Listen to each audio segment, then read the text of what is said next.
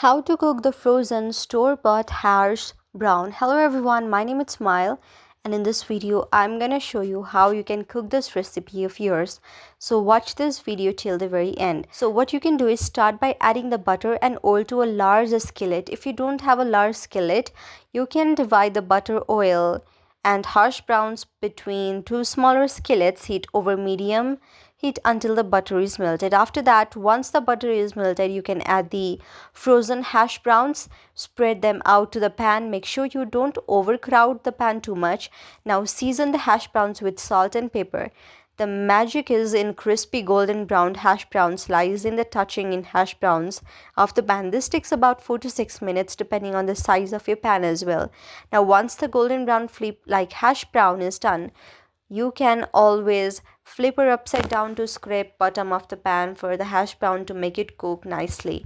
So after it is cooked through, it will look somewhat like this. So these are some variations of making crispy hash browns as well.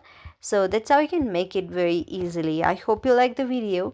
If you like the video, then please do hit the thumbs up and subscribe button, and also comment in the comment section below. Thank you for watching.